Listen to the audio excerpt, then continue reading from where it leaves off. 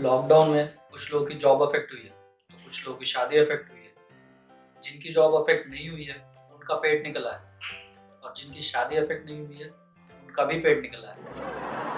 वैसे जॉब ढूंढने में और शादी के लिए लड़की ढूंढने में काफ़ी सिमिलैरिटीज है। दोनों में ही पहले आप कैजुअल सर्फिंग करते हो। आप अपने दोस्तों से पूछते हो, यार बहुत पक गए हो, तेरा कैसे चल रहा है? और दोस्त तो होते ही कमीने हैं, तो और बड़ा चढ़ा कर बताते हैं, यार बहुत बढ़िया चल रहा है, आपके तो मेरे लिए भी कुछ है तो बताना।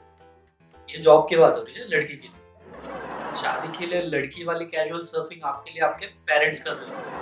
हर फैमिली फंक्शन में हर रिश्तेदार से कह रहे होते हैं, हमारा बेटा अब शादी लायक हो गया है, कोई अच्छी सी लड़की है तो बताइए। दरअसल वो कहना ये चाहते हैं कि हमारा बेटा रात भर ऑल्ट बालाजी और एमएक्स प्लेयर देखता रहता है, अब इसकी शादी करानी पड़ेगी, कोई ठीक ठाक लड़की तो बता दीजिए।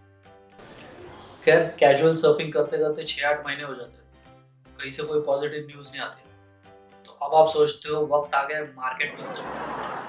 अब मार्केट में उतरना है तो प्रोडक्ट की एडवर्टाइज तो करनी पड़ेगी। तो आप सीवी बनाते हो और डाल देते हो naukri.com पर, और वहाँ आपके पेरेंट्स भी आपके लिए प्रोफाइल बना देते हैं शादी.com पर। डायरेक्टली शादी.com पर नहीं, पहले वो अपनी कास्ट की लड़की ढूंढना चाहते हैं। पंजाबी शादी.com, बंगाली शादी.com या मराठी शादी.com पर डाल देते हैं। और कॉन्फिडेंस।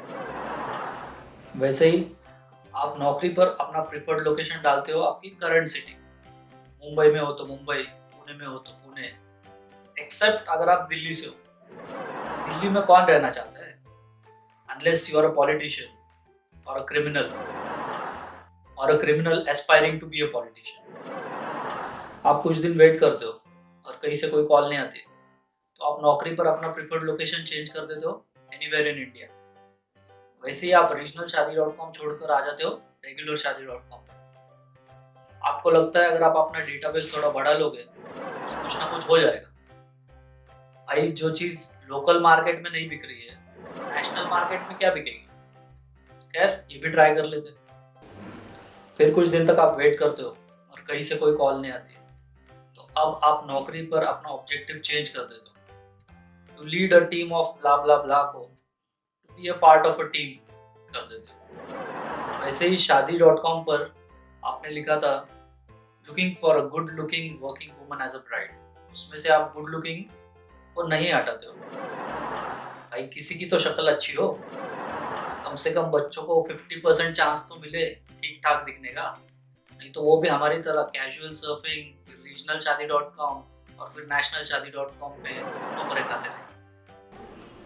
इतना करने के बाद भी कोई फायदा नहीं होता। अब आप डेस्परेशन की हद तक पहुंच गए हो, तो अब आप अपना सैलरी एक्सपेक्टेशन चेंज कर देते हो। 40% हाइक को हटाकर एज पर मार्केट स्टैंडर्ड्स बोल देते हो, क्योंकि अब अपने को अपना स्टैंडर्ड तो पता चल ही गया है। वैसे ही शादी.com पर अब आप just looking for a bride इतना ही लिखते हो। भाई, बच्चे कैसे दिखेंगे इससे ज्यादा जरूरी है कि पहले बच्चे हो, और इसलिए पहले शादी हो। सब कुछ ट्राई कर लिया, कोई फायदा नहीं हुआ। अब आप सोचते हो, यार वो monster.com अभी भी चल रहा है क्या? वो timesjobs.com। और वैसे ही शादी के लिए आप हर मैट्रिमोनी साइट पर रजिस्टर कर लेते हो। भारत मैट्रिमोनी.com, जीवनसाथी.com, कोई भी चलेगी.com।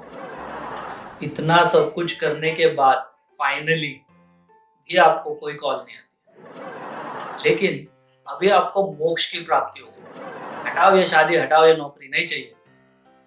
अब you are back to casual surfing.